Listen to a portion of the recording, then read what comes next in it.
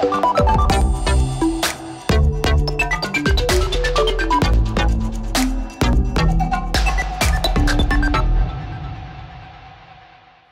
my name is Asha Sampath and welcome to this new edition of Business Africa, your magazine dedicated to the continent's business and economic news. As usual, you can win $150 in our Business Africa game. More details later, but first, today's top stories.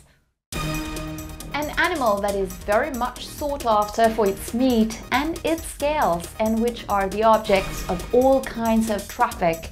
The Gabon pangolin is protected but continues to be hunted by poachers and smugglers. For the Gabonese,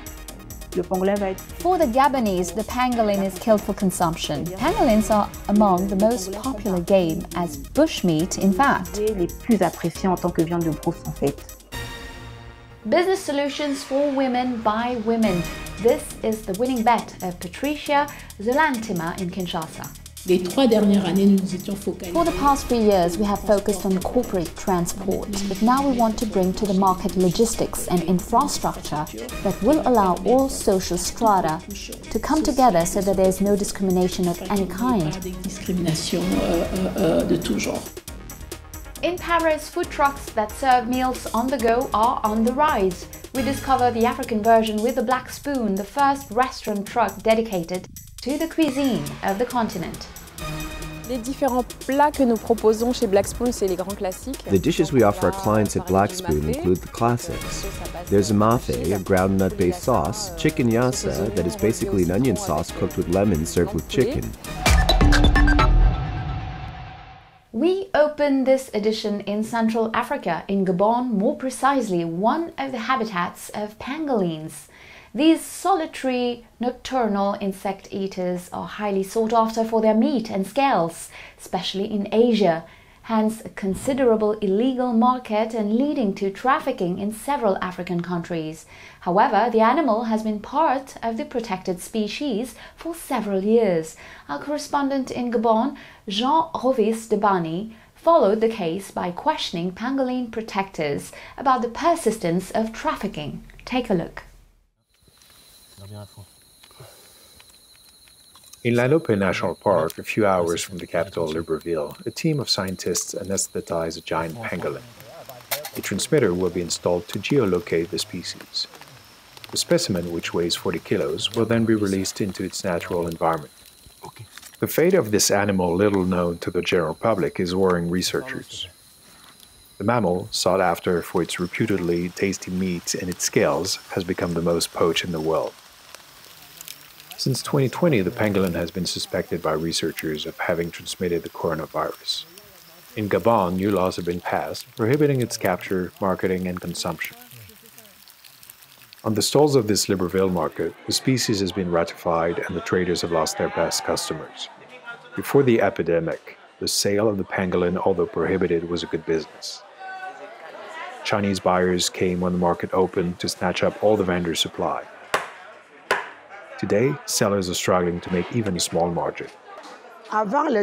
Before, people came to the market to buy the pangolin, but we were told not to sell it anymore. 1, it is prohibited by the Ministry of Water and Forests. 2, the pangolin is said to have brought the coronavirus, so we don't sell pangolins anymore. I know that people like to eat the pangolin, but we no longer sell it because we respect the instructions of the Waters and Forests Ministry. The pangolin trade has been banned since 2016, but many Gabonese are unaware of it. The anti-poaching NGO, Conservation Justice, regularly sensitizes the villagers. But habits die hard. Conservation Justice claims that mentalities are progressing, but that surveillance should, however, be reinforced. In several restaurants across the country, pangolin dishes are still offered to customers, but I think it would be interesting for the state to put in place a good mechanism, which already exists, of repression by enforcing the law, aimed precisely at punishing the authors and even the accomplices of this traffic here. The scientific department of the national parks deplores an explosion of poaching around the species. For this biologist, it is not the meat sold for a few CFA francs that makes the value of the pangolin, but rather its scales, which are sought after at exorbitant prices on the international market. For the Gabonese, For the Gabonese, the pangolin is killed for consumption. Pangolins are among the most popular game as bushmeat, in fact. And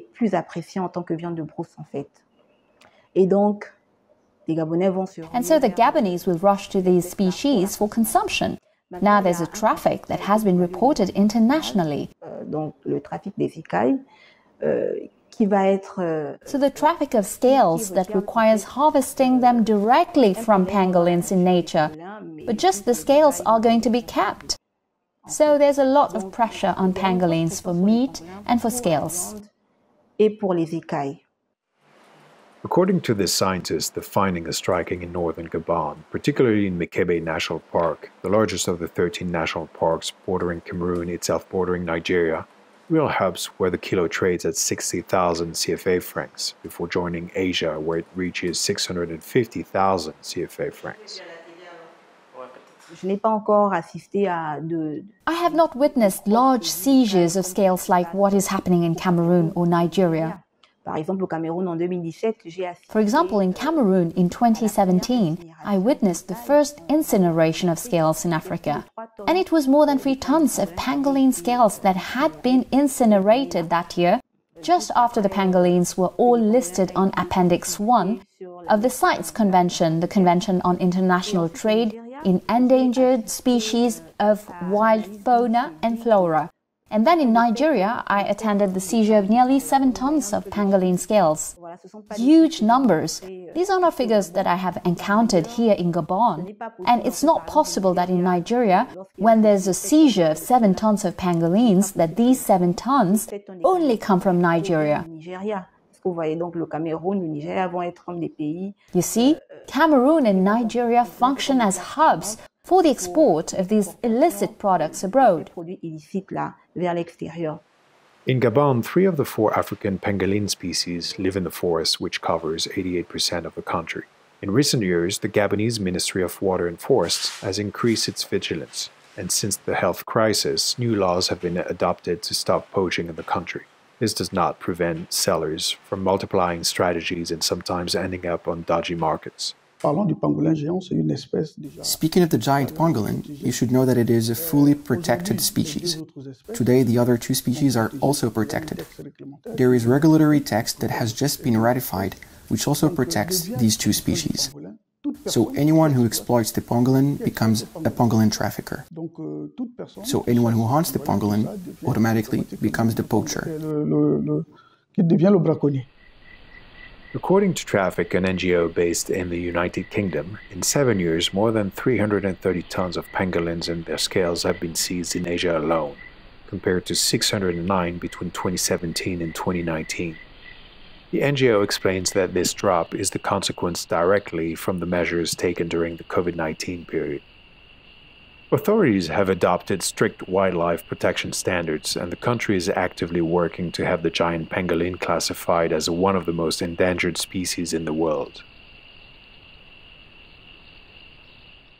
And it's time for further interest rate spikes on the continent.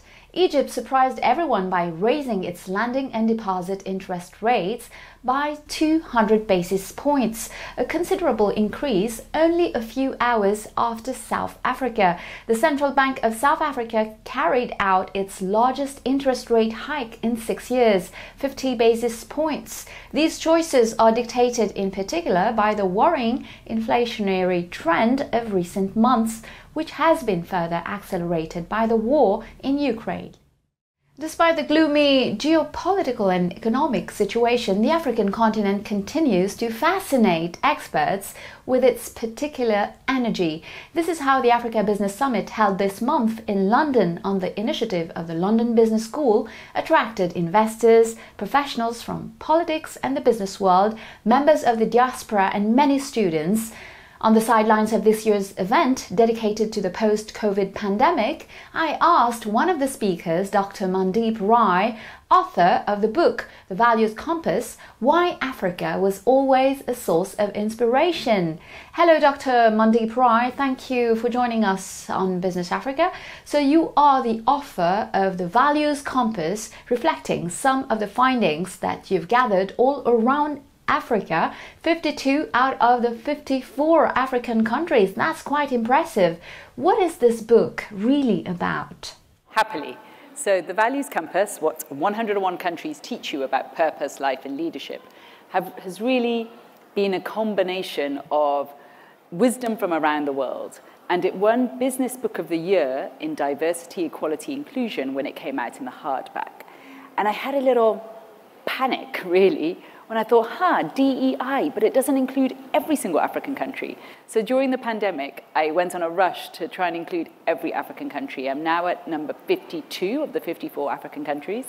And essentially what it does is that it distills the beauty, the essence, the one value or attribute that we really celebrate from that nation. So for Kenya, the value of Harambee, the togetherness that has really created that nation, from the rail system, the railroads, to how they collect money when anyone's in need, to that kind of office runaround, or the drive from Nigeria, which is infamous, which has led to Nollywood, and people really, there's this sense of being loud and proud and that nothing's going to stop you. If the electricity goes out, it doesn't matter. If the roads are too congested or don't even exist, we'll just jump over them. We're going to make it happen no matter what. So wherever it is that you come from, whether it's Cameroon or whether it's Sierra Leone or Côte d'Ivoire with that informal way of speaking that follows trends, etc., it just sees what it is we could learn from each and every place and how, if we brought those attributes or values into ourselves, what could it contribute to your life? And when you decided to write about purpose, life and leadership, why did you focus on Africa and what's the aim of this book? Well, the aim was to have this book be a tool for you, for the reader. So the aim is not just to take you around the world, the aim is to take you through a journey inside of yourself. So it's a business leadership book that helps you figure out what are your key values, what really matters most to you. It could be service, it could be excellence, it could be creativity. And of course, this book is in connection with business for entrepreneur, right? What can they learn from the book? Just a quick word. So we find that when businesses, whether they're large businesses such as EcoBank or small businesses such as the small venture capital led startups, wherever you are in that journey of business, if you are coming from a place of your values, if you're more purpose-led, the way you attract talent, the way you identify with your customer or the customer is pulled into you, the way you are then dealing with the problem or the solution, the service or the product, you are then basically able to connect in a greater, more profound, transformed way, and your business will thrive. You don't even have to think about the profit will come multiple-fold. I think this is why the Dalai Lama said that this book leads to greater success, fulfillment, and happiness, personal and professional, and obviously that includes business. Well, thank you very much, Dr. Rai. It was great to have you on the show. And precisely this beautiful entrepreneur energy take us to Kinshasa. In the capital of the Democratic Republic of Congo, women are very active and some are particularly innovative. This is the case of Patricia Zolantima, the initiator of the Working Ladies Company, and she does not lack entrepreneurial ideas. After UBiz Cabs, the taxi service operated by women drivers, she launched Busily Transport and Logistics. It's a support program for women in the informal sector who are increasingly represented in the Congolese economy. Our journalist Francine Bénard went to meet them. Take a look. It's morning and this warehouse in the Gombe district of Kinshasa is a hive of activity. Karine Mushia and her colleagues have been finalizing the orders to be delivered to the Working Ladies' new customers. The clients are all women, because the Working Ladies Company is all about the empowerment of women. The products that we saw earlier, we bring them to our women. We call women of the future. Women of the future are the women that Working Ladies actually support. We have two categories of women. The first being poor women who want to start a business and who need startup funds.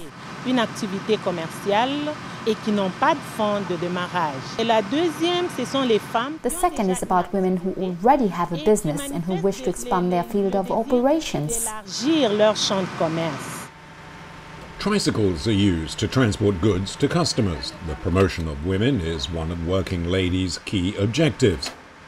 So it's only women who drive the tricycles. And even working ladies' clients have to meet certain criteria. Potential customers are invited to apply, vetted, then coached in order to take full advantage of the recently launched Bizoli Transport and Logistics program, intended to reinvent informal trade. Après sélection, nous établissons une... After selection, we draw up a list of women that we have. After a field visit, of course, then we check to find out where they live, what they do, in what situation they live. Dans quelle situation elles vivent, tout ça. Et en ces moments-là, nous dressons une liste finale. At this point, we draw up a final list of women who will stay true to the vision that we're trying to bring. Que nous apportons. Sandra Masanka is one such woman.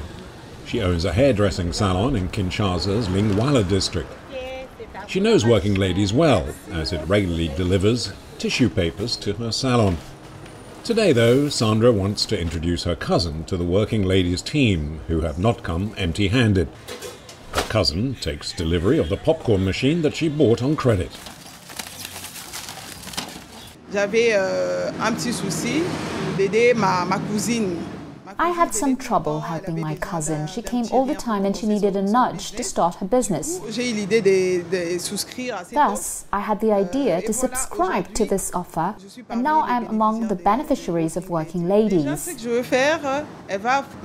So what I'm going to do is that my cousin will put her machine in front of my hairdressing salon. She won't have to pay her rent, and therefore she will start her small business by tomorrow. Working Ladies aims to use its Bizoli Transport and Logistics program to help women recover from the chaos caused by the COVID-19 crisis. The lockdowns and their restrictions have been devastating for women and their families, who rely on their creativity and resourcefulness every day. Since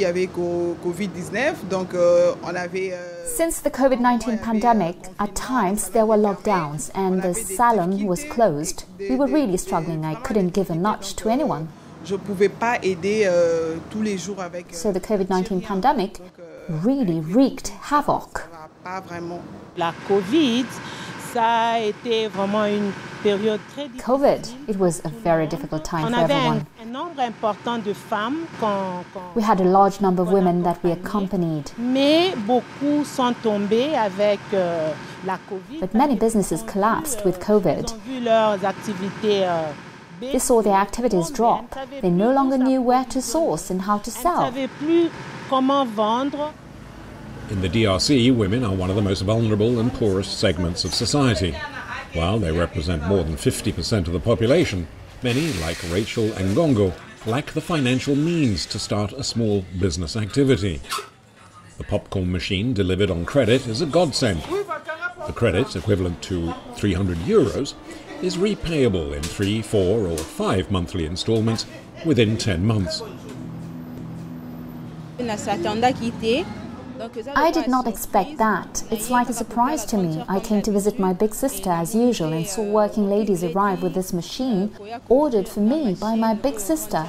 I'm really very happy as I won't depend on her anymore. I'll really take care of this machine and I'll work hard so that I can make some cash flow to pay off the debt, so that we can also earn something out of it as well. Working Ladies was set up in 2018 to combat female poverty. Its founder, Patricia Nzolantima, also created Ubizcabs, a taxi service whose drivers are all women. Then followed the Bizoli Transport and Logistics program that is intended to support women in the informal sector. For the past 3 years, we have focused on corporate transport, but now we want to bring to the market logistics and infrastructure that will allow all social strata to come together so that there is no discrimination of any kind. And today, after the launch of taxis, we are in our second phase, which is the diversification of our products. The lack of education and early marriages have long been major obstacles for the emancipation of women in the DRC.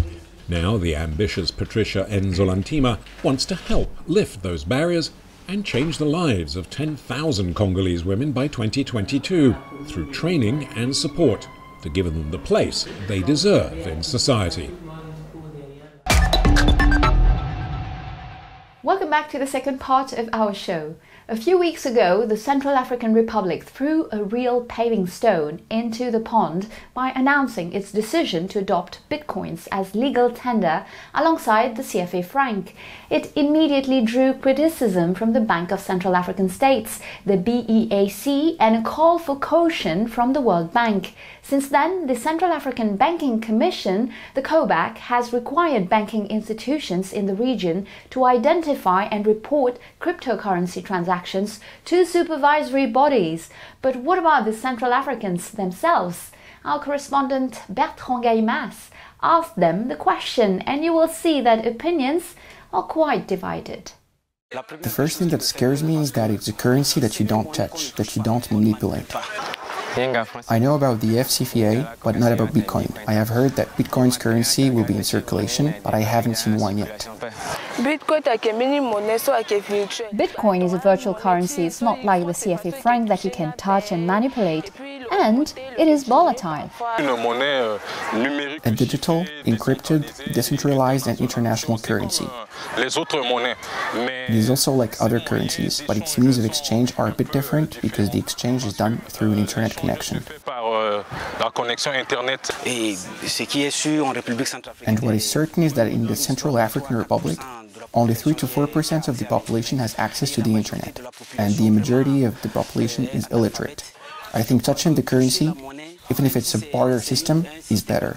A Central African economic operator, in our culture, has to handle his money. You have to have your money with you. If the Assembly has already voted today, it is already legal. We need to analyze to see if economic operators will use Bitcoin. Will it have a headquarters? And the money that you don't touch, it's on the internet. But it can be hacked. If your money is hacked, who are you going to claim from? Who will then witness your money? Poverty is very pronounced. Moreover, Bitcoin is very volatile. It can't work. Everyone will see how they use it. I know that at the beginning it will be difficult, but at some point we will adapt to it.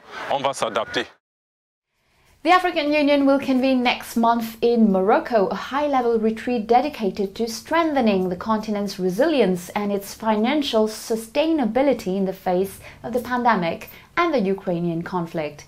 On the menu of the discussions, the new 9 absolute rules of the financial management and accounting principles of the African Union, as well as the topic of the financial autonomy of the continental political organization.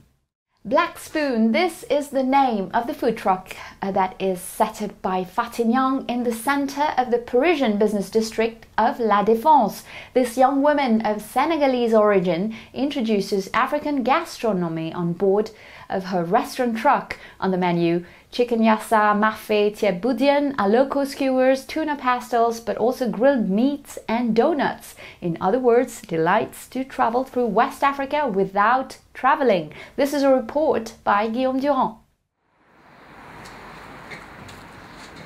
Tenez monsieur, un peu de piment? Non, ça va? Vous n'êtes pas piment? Bizarre. Donc pour vous, il y a ça aussi. Mafé avec la boisson?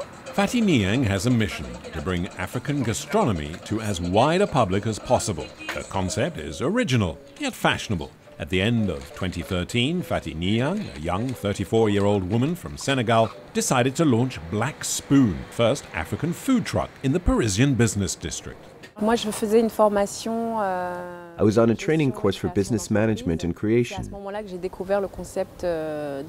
That's when I found out about food trucks, and right away I wanted to adapt the idea and make an African version. In the suburbs, you get all kinds of food: Lebanese, Thai, Chinese, European, but not African. I thought that was a shame.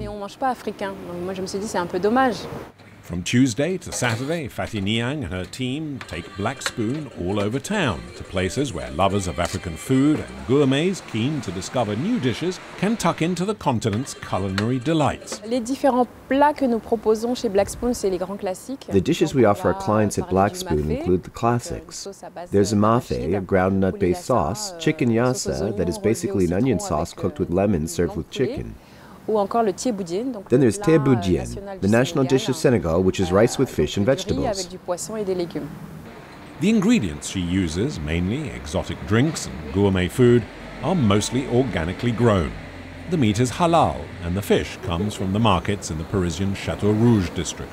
In the financial district of La Défense, where midday meals are often eaten on the go, Black Spoon is a compromise between fast food and quality cuisine. Since its launch in December 2013, the food truck has been a runaway success, and every day Fatih and her team make new culinary conquests.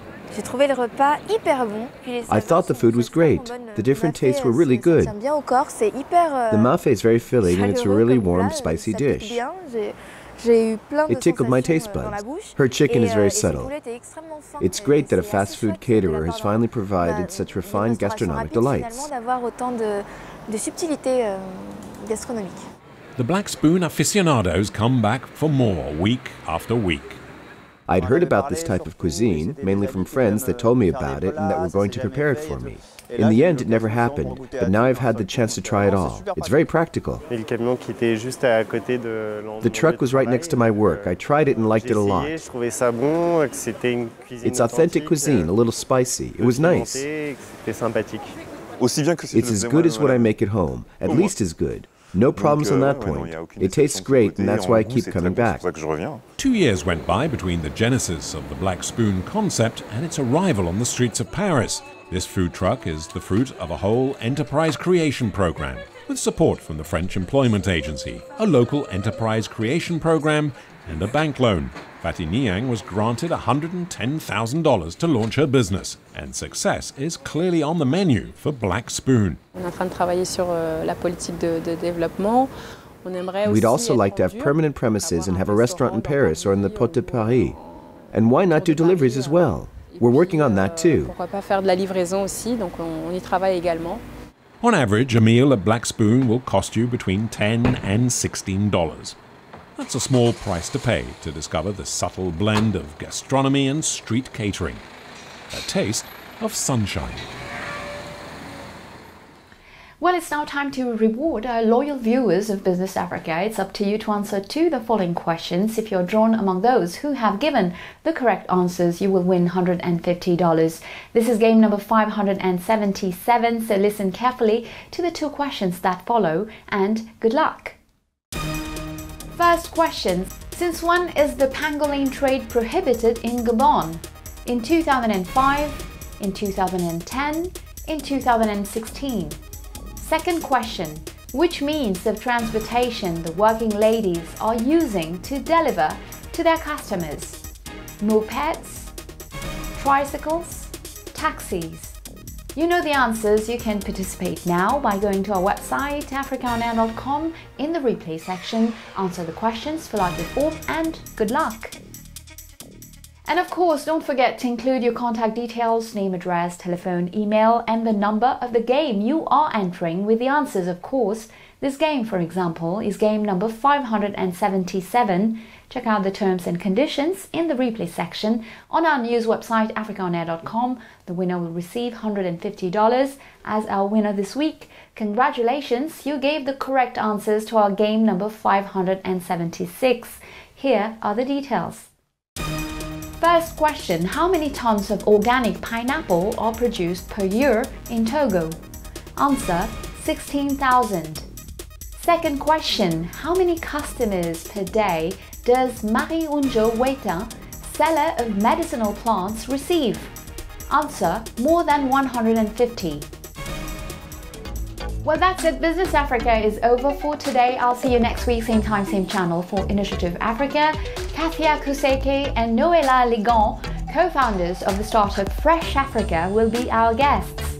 In the meantime, you can watch this show again on our website, africaonair.com, as well as on all our social media channels. Feel free to share, like and comment using the hashtag BusinessAfrica. Take care of yourselves and see you next week. Goodbye.